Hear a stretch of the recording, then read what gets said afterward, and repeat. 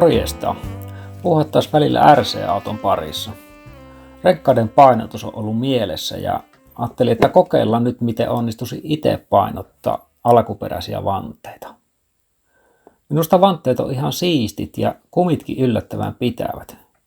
Ja tämä on nyt autohenkkeen sopiva pienen budjetin päivitys. Löysin Temusta tämmöistä kalastukseen tarkoitettavaa lyijynauhaa tai liuskaa, niin ajattelin, että kokeillaan, onnistuisiko tämmöisestä itse tehdä painotusvanteille. Tähän keskiuraanhan tämä nauha menee hyvin. Tehdään katkoterää veitellä merkki tuohon ja leikataan kaappeammaksi tätä nauhaa. Tämä on sen verran pehmeä, että varmasti menee saksilla hyvin. Nauha on 1 millin paksusta ja pussissa on 10 rullaa, mutta tuskin tätä nyt yhtä enempää menee per vanne. Tämä pussillinen oli noin 6 € näitä lyijypainoja.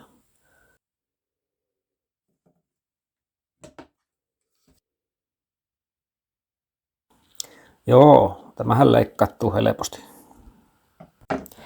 Olen nähnyt muutamia videoita, joissa tähän autoon on laitettu tehastekoisia, kuten vaikka Injoran vanteita, mutta ihan vaikuttaisi niin kuin kuvien perusteella, että niissä offsetti tulee leveämmälle kuin näissä vakiorenkaissa. Ja tykkäisin, että se olisi niin kuin mahdollisimman kappea tämä. Testataan nyt vakiokuntoisena nousukykyä. Ja silmämääräisesti tuntuu, että tämä kyllä aika jyrkkeä nousu. Ja mulla on nyt tämmöinen kulmamittari tässä, niin nähdään niin kuin suurin piirtein asteetkin, että tämä nyt ei varmasti ihan tieteellisen tarkka ole, mutta suuntaa antaa varmasti. Tämä ensimmäinen testi on tässä niin noin 40 asteella ja tämä on semmoinen aika helppo tälle autolle, että tästä kulmasta niin pystyy pysähyksistä lähtemään liikkeelle ja auto ei kippaa selälle. Että vaikka vähän oikein puolimmasta tassua se nostaa, mutta täysin hallittavissa.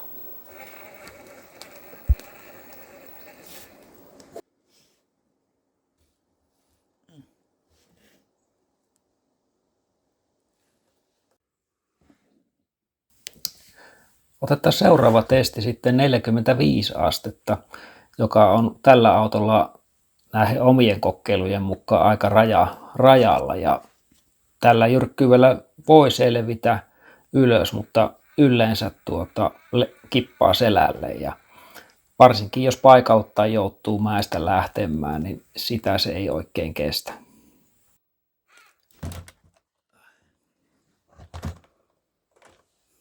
Tässä näkyy myös hyvin näihin vakiorenkkäihin yllättävän hyvä pito.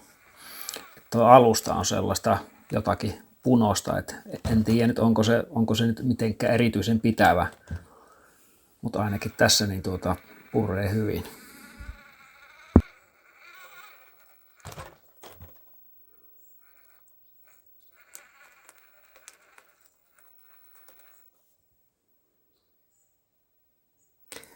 Joo, kyllä tässä aika hyvin nyt tämä raja on.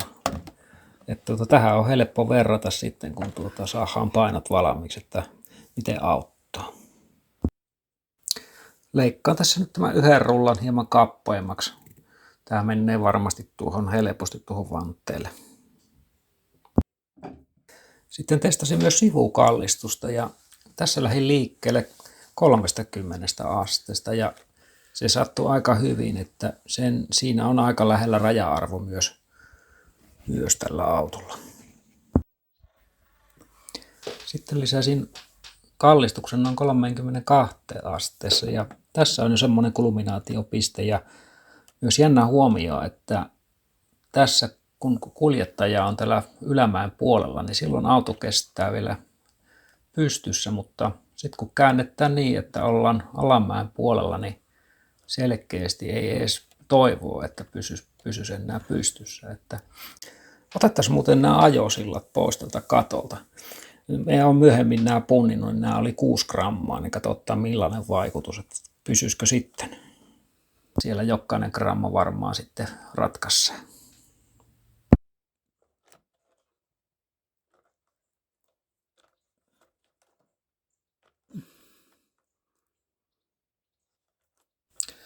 Pyöritellään nyt leikattu nauha tähän vanteen ympärille. Aika käypäinen tämä ura, mutta just se menee. Onpahan napakka ja hyvin paikallaan sitten.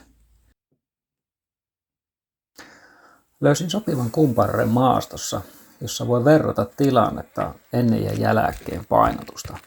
Tässä näkee, kun eturengas nousee tämän pienen koivuntaimen kohdalle, niin siinä kohtaa keulat pomppaa ylös ja siitä aika varmasti sitten ollaankin selällään.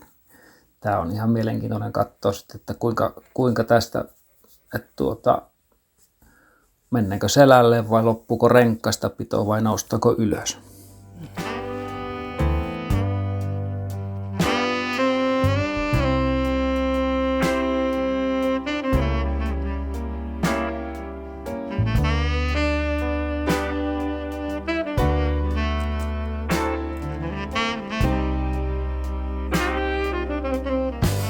Ajattelin tähän nyt tällä kertaa pelkästään etuvanteessiin tämän painotuksen ja testailla, miten se käyttäytyy.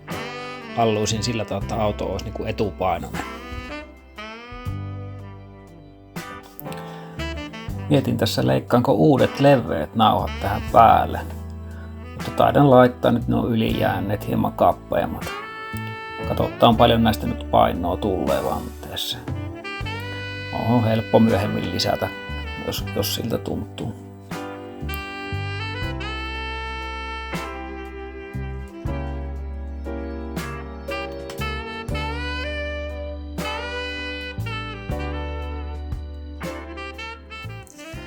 Siinäpä se alkaisi olla painotus valmis.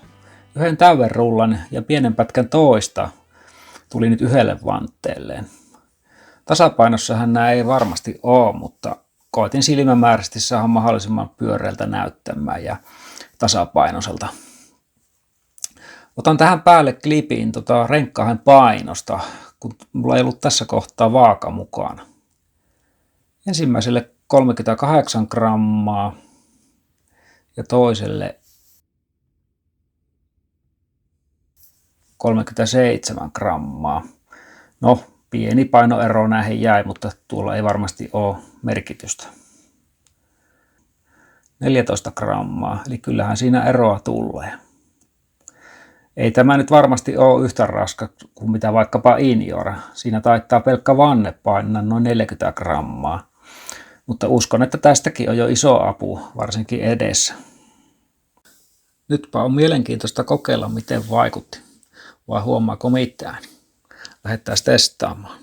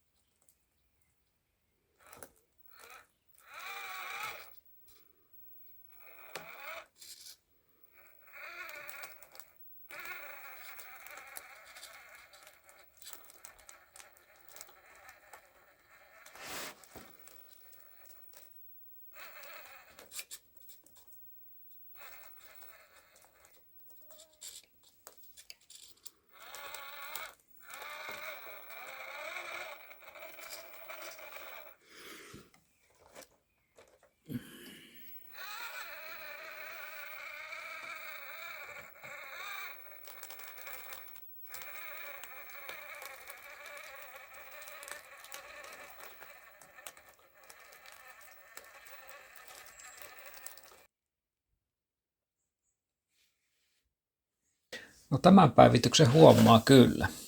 45 astetta meni tosi helposti ja jopa tällä 46-47 asteen nousulla niin pystyy kiipeämään. Aika uskomatonta, kuinka jyrkkeen nämä pystyy nousemaan. Testasin muuten tasaisella pinnalla hieman vauhtia kakkosvaihteella ja en nyt huomannut sen kummempaa tuossa tasapainotuksessa mitä ennenkään. Että testataan myös kallistus, että paraniko se, että otetaan tämä noin 32 astetta tässä ja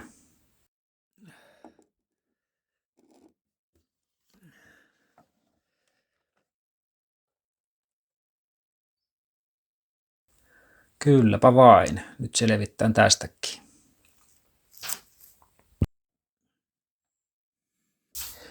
Enpä muistanut pakilla testata ennen tätä päivitystä, mutta otetaan bonuksena vielä perrotustesti nyt painotettuna ja laitetaan tähän nyt reilu tämä 46 astetta kallistusta.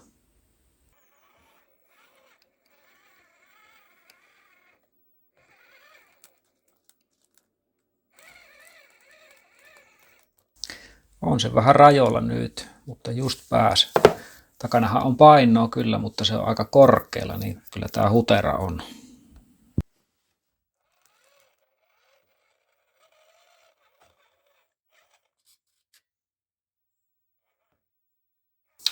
Tässä huomasin, että pakilla on kuormituksessa kaasuannostelu huomattavasti hankalampaa. Taitaa olla pitkä pakki simuloitu tähän.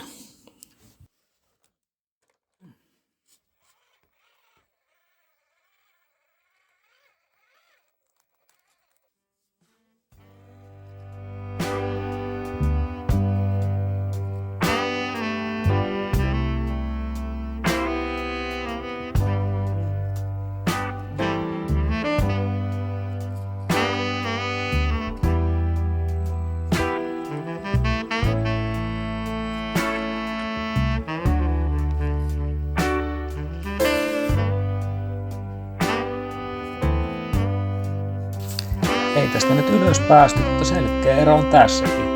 Nyt on huomattavasti luontevampaa pyrkiä kiipeämään ja renkkaahen pito loppu ennemmin kuin kippaa tässä kohtaa.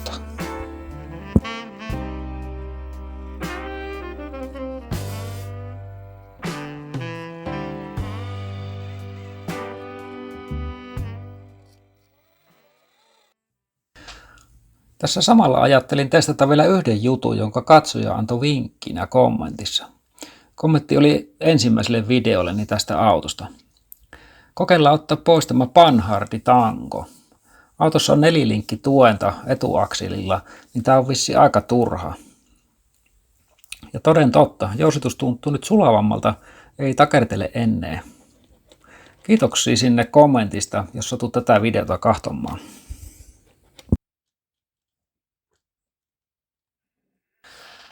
On tulossa hieno ilta, niin mukava lähteä nyt testaamaan muutosten jälkeen autoa.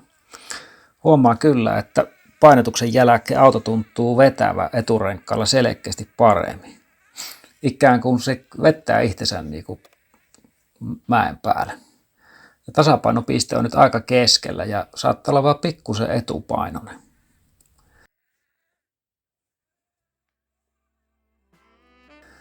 Olen alkanut miettiä, että mitenköhän tekisi taka-akselin kanssa, että laitanko siihen ollenkaan noita painoja.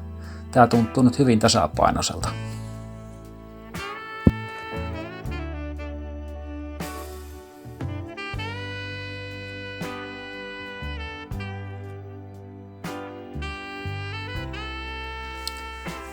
Ilta kun hämärtyy, niin valot näyttää kyllä mukavalta. Ajallahan hetki illan hämärässä.